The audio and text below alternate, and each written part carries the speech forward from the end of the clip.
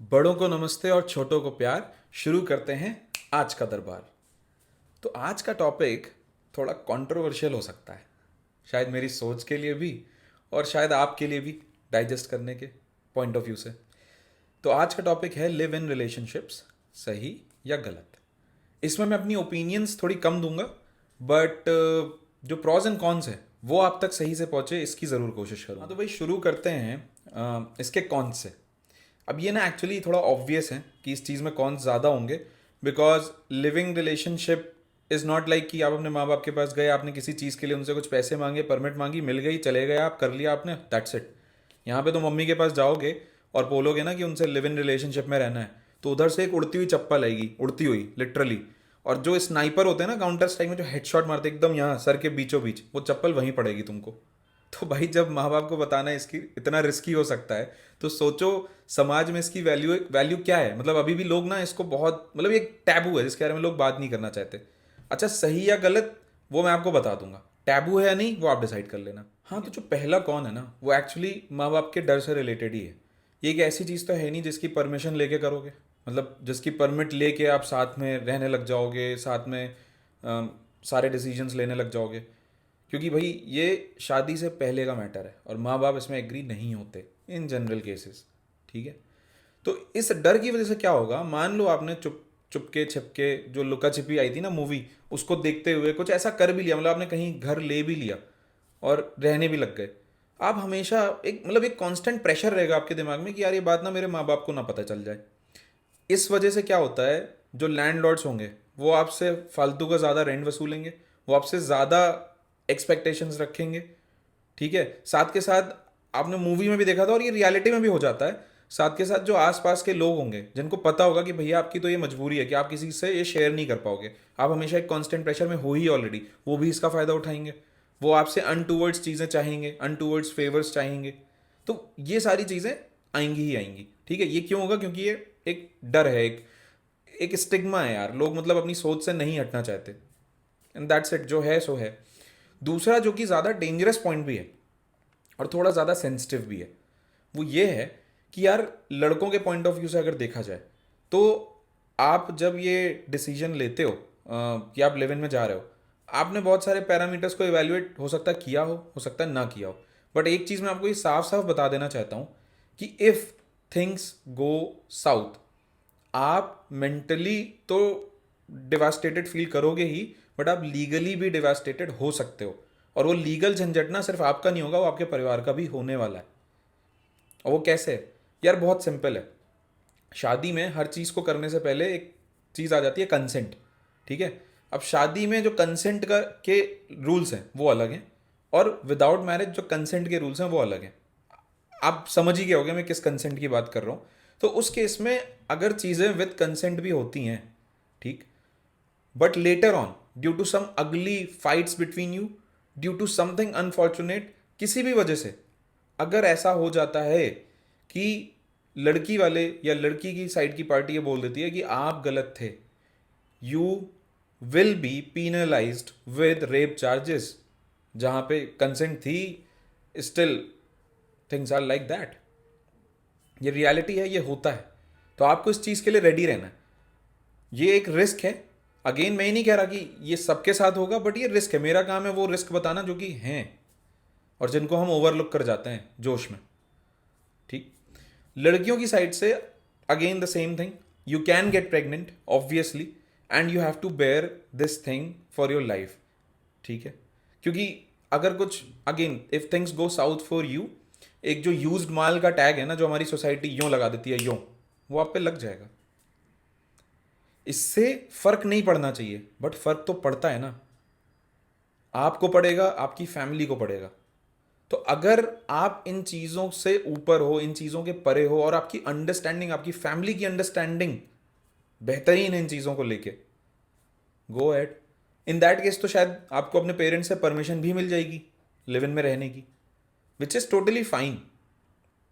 But my point of view here and my job here is to make you aware of these points. जो बुरा हो सकता है वो बताना, ठीक है। तो ये तो हो गए जो मेजर नेगेटिव्स हैं इसके, ठीक है। अब लोग बोलेंगे कि भाई इतना नेगेटिव है तो फिर वीडियो ही क्यों बनाया, सही या गलत बोला ही क्यों, सब तो गलत ही है। नहीं भाई, सब गलत नहीं होता। जहाँ पे गलत है ना वहाँ सही भी होता ही है। वो बोलते हैं ना, every coin has two faces, तो यहाँ पे दूसरा फेस भी देख लेते हैं यार। तो फिर अब थोड़ा अच्छी बातों के बारे में भी बात कर लेते हैं। ठीक है, तो अच्छी बातों में सबसे पहला पॉइंट ये है कि जैसे आप रिलेशनशिप में आते हो, ठीक है, एक दूसरे से प्यार मोहब्बत में पड़ते हो, अट्रैक्शन होता है, तो उसमें क्या होता है ना, बहुत सारे वादे कर देते हैं हम एक दूसरे से। वो वाली बात है ना, बन जा तू मेरी रानी तेनू महल दवा दूंगा, तो वो महल आएगा, आने का एम्बिशन है या नहीं है, ये पता चलेगा आपको। ठीक है, उसी तरह मतलब लड़कियों वाली साइड से भी बहुत सारी लड़कों की एक्सपेक्टेशंस होती हैं। ठीक है, वो एक्सपेक्टेशंस मीट हो पाएंगी इन द लॉन्ग रन या नहीं, वो भी पता चलेगा। ठीक है, मेरा कहने का ये अर्थ है यहाँ पे कि आप जो एक दूसरे को कभी कभी स्यूडो एक्सपेक्टेशन सेट कर लेते हो, तो क्या होता है ना, फ़ोन पे चटियाने से, व्हाट्सएप करने से, कैफ़ेज़ पे मिल लेने से रियलिटी बाहर नहीं आती। जब आप साथ में रहने लगते हो ना, तो रियलिटीज़ सामने आएंगी, वो आपको पता चलेंगी। और मतलब आप जो शायद शादी होती है उसके बाद आपको चीज़ें पता चलती हैं, वो पहले हो जाती हैं, आपको पहले ही पता चल जाती हैं बहुत सारी बातें, अच्छा बुरा जो भी है। ठीक, अब यहाँ पे मैं ये भी नहीं कह रहा कि ये आ जाए तो आप एक दूसरे को छोड़ दो।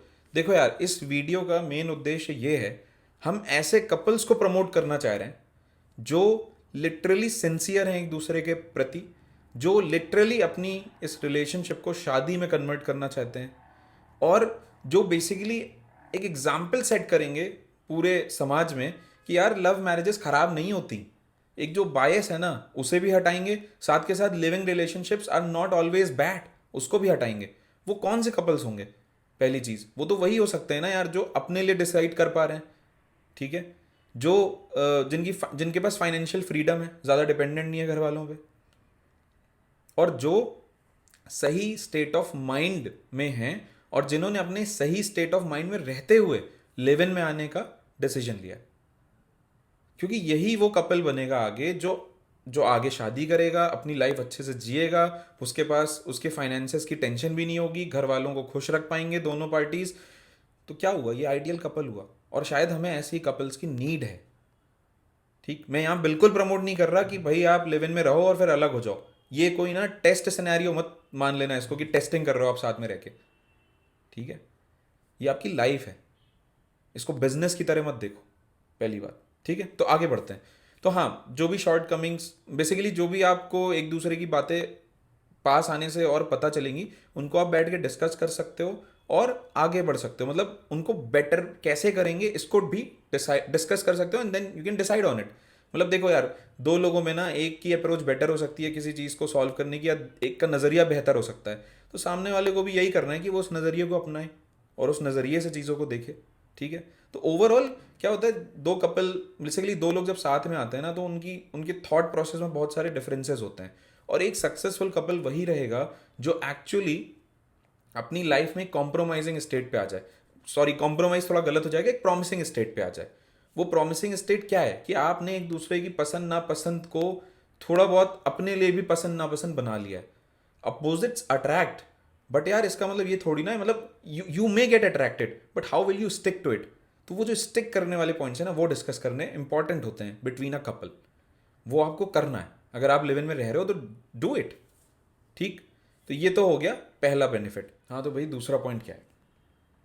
तो दूसरा पॉइंट ना, मैं काफ़ी टाइम से ही बोल रहा हूँ कि finances between a couple are super important.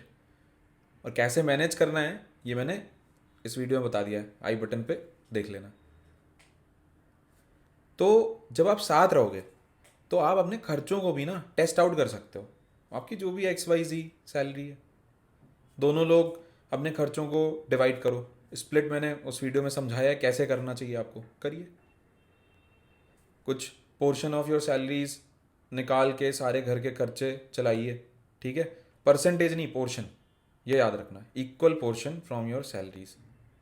7-7 हज़ार हैं तो दोनों से 7-7 होंगे, 10% 20% नहीं चलना है। ठीक है, बराबर। और ये देखो कि क्या आप घर चला पा रहे हो उस सिचुएशन में, उससे आपका एक्सपीरियंस बेहतर होगा। आप जब अपने माँ बाप को जाओगे ना कन्विंस करने के लिए शादी के बारे में, तो आपके पास पॉइंटर्स होंगे कि हाँ यार हमने ना घर चलाया है, हमने घर चला के देखा है साथ में। हमने ये एसेट्स भी बनाए साथ में, वो सब एसेट मैनेजमेंट वगैरह अगेन सेम वीडियो में डिस्कस्ड है।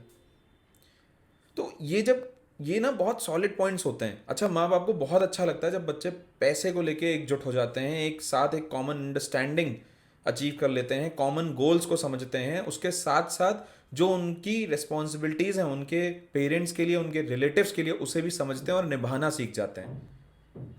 यही तो वो रिश्ते हैं जो चाहिए, यही तो हमारा ऑब्जेक्टिव है। तो यही है आपका दूसरा पॉइंट, अपने फाइनेंसेस को स्ट्रांग रखिए, उन्हें सीखिए एक साथ। तीसरा और सबसे ज़रूरी पॉइंट ये है हैप्पीनेस के अराउंड। तो क्या होगा यार, देखो जब आप जिससे प्यार मोहब्बत करते हो उसके साथ रहोगे तो ऑब्वियस सी बात है कि आपका जो हैप्पीनेस लेवल है वो बेटर हो जाएगा। अच्छा, बैचलर्स के साथ एक प्रॉब्लम भी होते हैं, नेचुरली ना हम थोड़े क्लमजी होते हैं, ठीक है, ये एडमिट कर लो। कुछ नहीं होगे तो भैया really sorry for all of दोस्त, बट नेचुरली एक जनरल ओपिनियन बैचलर्स के बारे में ये है कि थोड़े क्लमजी होते हैं। आजकल लड़कियां भी होने लगी हैं by the way, same thing is happening. But again उनकी एक नेचुरल टेंडेंसी है कि वो आपकी लाइफ में थोड़ा बेसिकली वो आपकी लाइफ को थोड़ा ऑर्गेनाइज कर देती हैं, थोड़ा ज़्यादा मैनेज कर देती हैं, ठीक है। तो वो कहीं ना कहीं बेनिफिशियल रहेगा आपके लिए। और लड़कियों के पर्सपेक्टिव से जो लड़के उनको एक sense of security, sense of basically belonging देते हैं, वो काफ़ी इंपॉर्टेंट है, वो उन्हें मिलती है, कंपेनियनशिप मिलती है अच्छी। और कहीं ना कहीं आप दोनों ही अपने, क्योंकि रिश्ते को टेस्ट करना चाहते हो, आप यहाँ पे ये भी देखते हो कि आप एक दूसरे के साथ कितना खुश रहते हो। अगेन टेस्ट करने का तो, अगर खुश नहीं हो तो ये डिस्कस करो कि कैसे खुश रह सकते हो, बिकॉज अल्टीमेटली लाइफ में आगे शादी हो जाएगी तब भी एक दूसरे से बोर हो जाओगे यार। Nothing is gonna change. बोरियत एक काम को करते करते आती है, एक इंसान के साथ साथ रहते रहते आती है। तो बोरियत is not gonna go away, you have to deal with it, and this is the best time when you can learn it. आप कैसे अपनी लाइफ को प्लान करना चाहते हो ये सब आप डिसाइड कर सकते हो, ठीक है। So this is basically, these are all the tips that I wanted to give you. जो कॉन्स हैं, जो प्रॉज हैं, उनको समराइज नहीं करूंगा, it becomes again, it gets too boring, right. तो आप वापस जाके देख लो जो आपको देखना है, ठीक है। अगेन मैंने जैसा बोला भी था, मैं इस वीडियो में कोई ओपिनियन नहीं दूंगा, सही और गलत बताना था मैंने बता दिया। ओपिनियन आपकी खुद की होनी चाहिए, चॉइस आपकी खुद की है। बाकी अब क्या करोगे, लाइक शेयर और सब्सक्राइब ये तो कर ही देना। इसके साथ साथ अगर आपको किसी भी प्रकार का डाउट है कि आप ये स्टेप लेने वाले हो, ऐसा सोचते हो, ये है वो है, और आपको कुछ भी जानना है, मेरे वीडियो से रिलेटेड कोई डाउट है, तो या तो अपनी आईडी से कमेंट करो या एनोनिमस बन के कमेंट कर दो, आई विल डेफिनेटली रिप्लाई, ठीक है। See you in my next video, till then bye bye.